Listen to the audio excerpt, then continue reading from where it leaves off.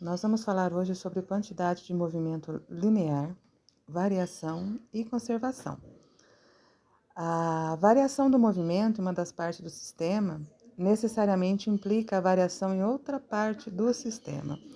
O que isso quer dizer? Para entender isso, nós vamos organizar o nosso estudo em duas etapas.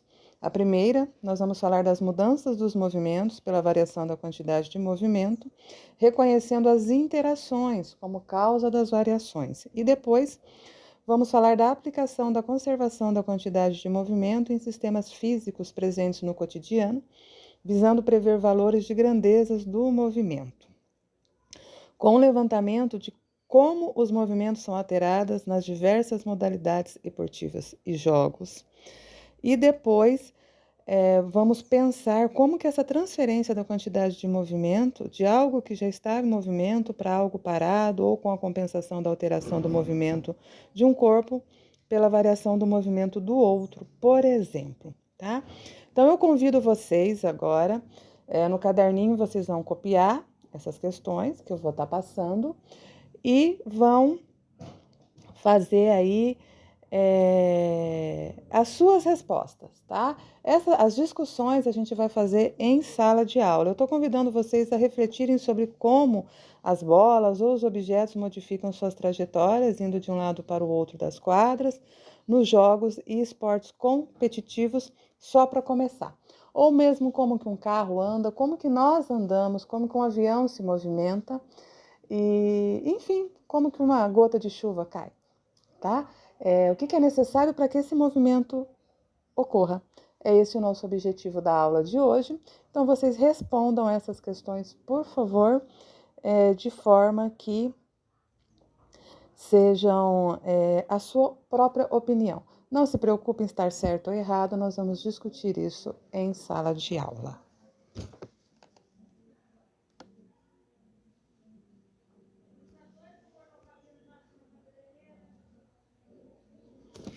Pergunta 1.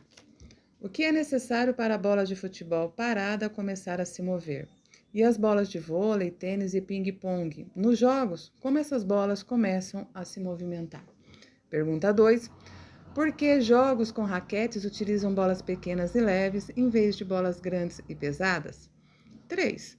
Como é possível um jogo de tênis a bola chegar a ter velocidade de 180 km por hora, conforme indicam os medidores de velocidade utilizados no momento do saque do tenista em competições?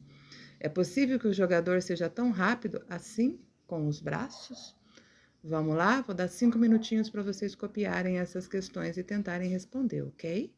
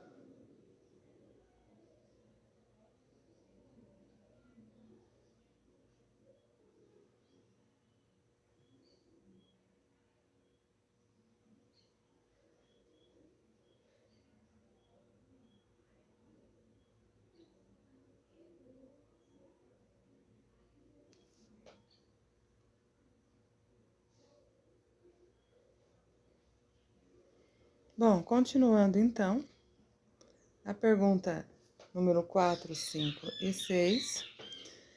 O que é necessário para um veículo parado começar a se mover? Pense em uma bicicleta, um carro, um avião e um barco. Todos esses veículos começam a se movimentar pelo mesmo processo? Por que é mais fácil empurrar uma bicicleta do que empurrar um carro, um ônibus ou um caminhão? E a 6.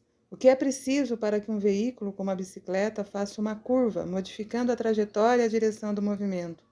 Como um carro ocorre o mesmo? E com o avião? A questão 7. O que promove o movimento de uma pedra que rola de um barranco? Da bola que desce a ladeira, do pingo de chuva que cai do céu.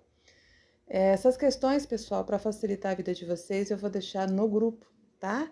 No grupo da sala de aula e vou deixar no chat também aqui do Centro de Mídias. Aí vocês abrem e copiem com o tempo necessário. Por fim, questão 8. Eu quero saber de vocês se existe algum tipo de movimento que pode ser iniciado ou alterado sem que o objeto interaja com outro elemento. E por 9, por final, que vocês façam uma lista de situações ou objetos que modificam o movimento. Começam a se mover, param de se mover, mudam a trajetória, a velocidade. Tente explicar o que causa as alterações nos movimentos, classificando-as nos 3 tipos: se é de interação, se é gravitacional ou se é de colisão. Ok? Então, vou deixar o link para vocês copiarem essas questões aqui no chat e vou deixar as questões no grupo da sala, tá?